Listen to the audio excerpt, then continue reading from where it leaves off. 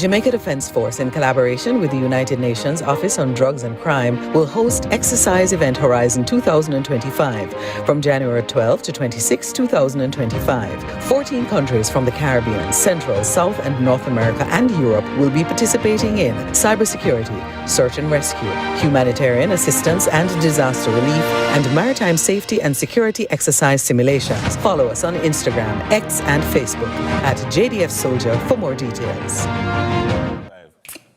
Guys, I'm getting schooled on what's a pip and what's a star. I gotta tell ya. But once you are a sunriser, you have pips and stars. How about that? Yeah. Welcome back to the show, everyone. Thank you so very much for staying with us. Now, we have a very exciting part of the show right now, and we're looking into the capabilities of the Maritime, Air, and Cyber Command of the Jamaica Defence Force. Good morning to everybody at the JDF. You know, big up the soldier name. You know, when you see soldier, it's serious. Serious. When you see the soldiers, it's serious. Proper when you see the camouflage summer, you know, it's a it got serious right now, okay? And when you see the CDS come out, you know it's very serious. Oh my God, and the denim, it's a lot. When you see both combined, it's gonna be a showdown. Yeah, so it's a lot. Well, the Jamaica Defence Force, they're here this morning, and they will be on full display when they host the Exercise Event Horizon 2025. We have with us this morning Brigade Commander, at Maritime Air, Brigadier Elon Clarke. He joins us alongside Exercise Director Captain Cleon Thompson. Welcome, gentlemen. Do I salute this way? What do I do? Thank you very much for having us. We promise we're not going to be serious. No, whenever I see a soldier, you offer us to take off the grin off of your face, and it's like, attention. And you're like, okay, thank you, sir. But we called some names a while ago. Brigadier, Commander. I see some stars, I see some pips. I just learned a new word. Pips. Here, I thought it was a Gladys night of pips. But no, you actually have pips on the thing. Okay? First of all, sir, what's a pip and what's a star? All right, so good morning. And good morning to the audience.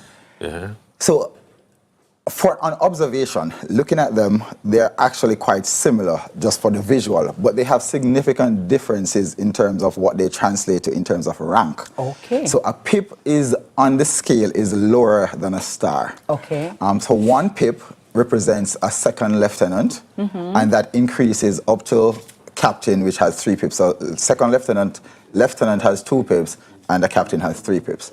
When we transition to star, we go into the general ranks. Oh, right? General. One star is a brigadier general, normally used in the U.S. military system. Okay. And 2-star, and it increases. So 2-star would be a major general, 3-star, a lieutenant general. Oh, so what's the highest number of stars you can have? Well, so you can have 5 stars, but you normally would not see 5 stars routinely. 5 stars is reserved for use only in times of war. Okay. So generally, the highest would be a general, which is 4 stars. Oh. But in times of war, you can be elevated to a 5-star. I like that. 4-star, yeah. 4-star, 4-star. I like it. But this event, the exercise event, what's that all about? Well, we've seen a series. First of all, help us to distinguish between a series of things that we've seen or we've been hearing on in advertisements. So yesterday, there was an exercise that took place out by Victoria Pier. I saw CDS. I saw Police Commissioner Dr. Kevin Blake as well. Explain to us what happened yesterday as distinct from what is going to happen. All right, so I'll start off with a general overview of what Event Horizon is. And Cleon will go into the more detailed breakdown. So Exercise Event Horizon is a multinational, multi-agency, and multi-domain exercise, which incorporates all the various elements of things that we are expected to see in those domains in real-world scenarios. And what it does is bring all of our partner nations and agencies together to exercise so that we can be comfortable that in the event something should happen, we are well prepared. It's a drill. And that is what we are actually trying to achieve. Oh, okay. I like that. So yesterday that happened downtown. What else are we looking forward to, Cleon? So what we're looking forward to for the exercise, and just for everyone to know, the exercise actually began on the 12th of January. And that saw the movement of several assets, ships, aircraft, moving into position for the exercise pre-staging phase of the exercise. And ultimately, what you will see happening and taking place mostly at sea is the interaction between several militaries and organizations to conduct exercises to refine the SOPs and the skills and drills required for us to be efficient and effective at our jobs. So things like search and rescue, things like, providing assistance to persons lost at sea, these are the things that we work together on in order to become better at our jobs. Last week somebody asked me the question of why. I was trying to explain the why because I said, I was saying that imagine you had these assets and you never moved them, you never used them ever. Them on season. Like when would you ever? And so now, when would you ever have the experience of using them in unison? Yes. So and knowing what to do. And what to do. To explain the why, there are several reasons for why. When I'll try and break it down in terms of even looking at it from the strategic to the tactical perspective. Absolutely. Strategically, the region is made up of small island developing states. Yes. And that within itself has some limitation on our individual capacities, just by nature of being small and our resources. But whenever there's a significant incident or occurrence, we tend not to operate independently. And I'll use the recent earthquake in Haiti as an example. Yes. We come together as one community to address issues. But if we don't operate and exercise and be able to hone those skills collectively, when there's an incident, we might not be able to move seamlessly. So what exercise... And quickly. So what Event Horizon does is provide an opportunity where we can bring all these nations together in a controlled environment so that we are able to identify our gaps, pool our resources, so that in the event something happens. Yes, you're ready. We are ready. Yeah, you didn't make it your flat-footed. But it goes beyond that. So even from a tactical perspective, even though there are a number of policies and procedures, Cleon spoke about SOPs. SOPs, yes. What's an SOP, sorry? Standard operating procedure. Very, thank you much. But even though those exist, and they are usually robust within the military and our agency, but nothing beats the ability to take up your phone and say, Dennis, this is Elon.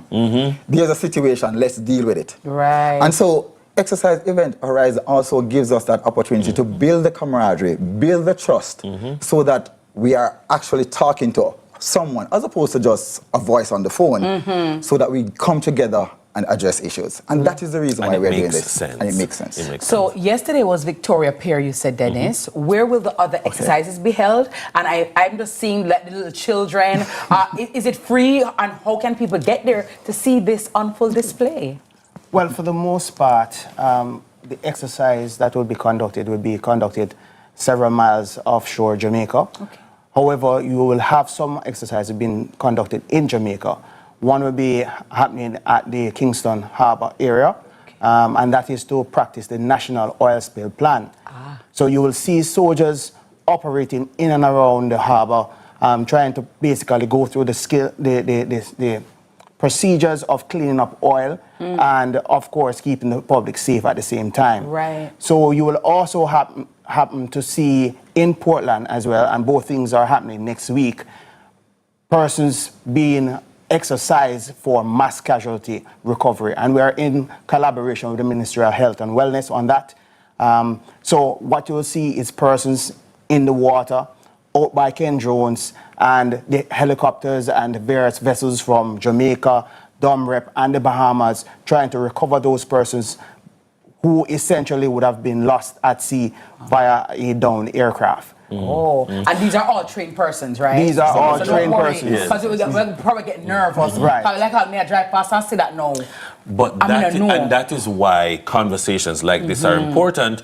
It's because you need to do the drills and the various exercises, but you let people know so that they know what to expect. They're going to hear some sounds, they're going to see some things, and nobody's like, what? What is going on? What's going on? You know, that kind of thing. And also, I think that it is also important or valuable, you can confirm, for us to have these kinds of exercises as a form of information operation because people need to know that we can. Yes. Like we need to know because there's, ignorant people, very ignorant people might think soldier them just up at camp, nah do nothing. Yeah, so don't Well, like you think them just down there play domino. Yeah, up top, people star.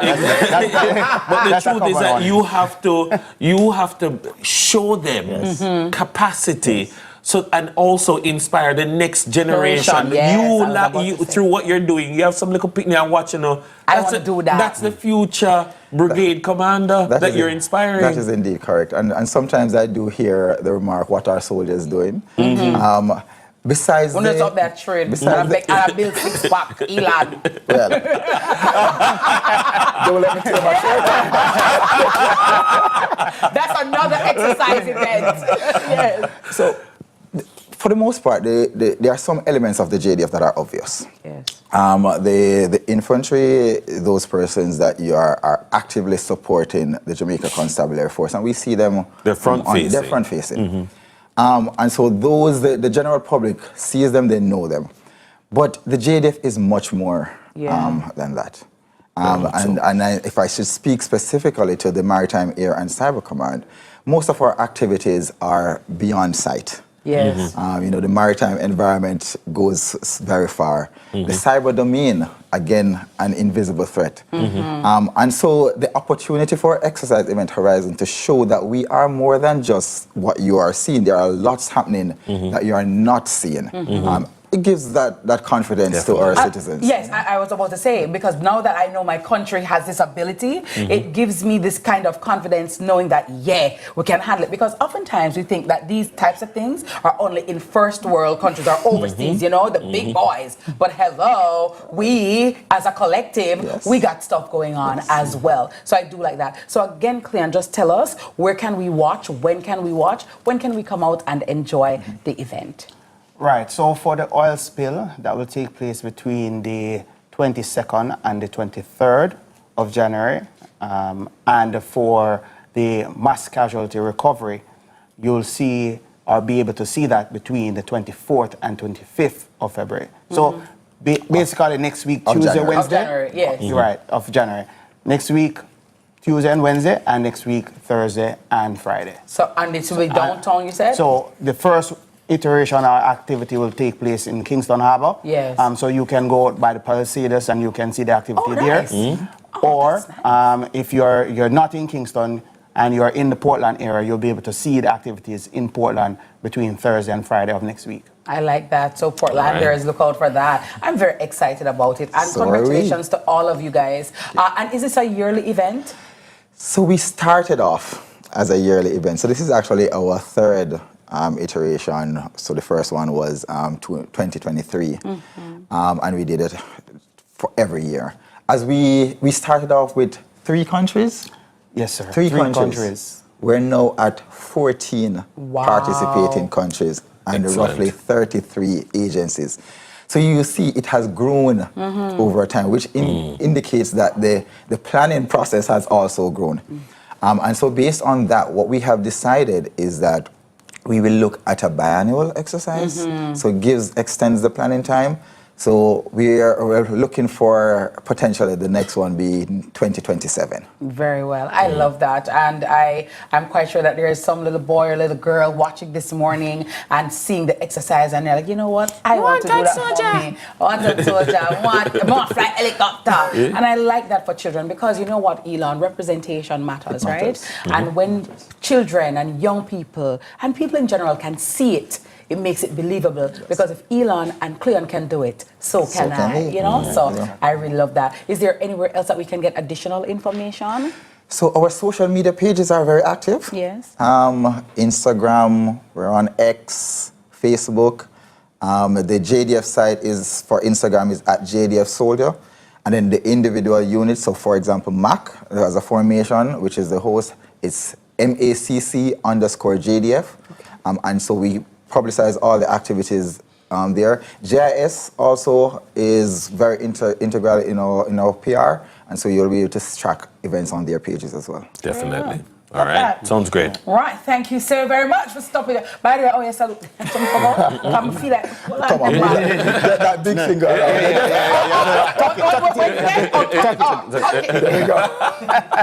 Okay. Keep your arms straight. No, tell me, I want to get it right. Like, seriously, tell me. So like this. That's perfect. That's perfect. That is good. That is good. Thank you for stopping by, gentlemen. Our guests have been Brigadier Elon Clarke and Cleon Thompson from the Maritime, Air and Cyber Command of the Jamaica Defense Force. After the break, our destination will be Airbnb Investment 101. You don't want to miss that. Stay with us. Chop it now. Chop it now. You come to chop it. Look, you chop it down. See that?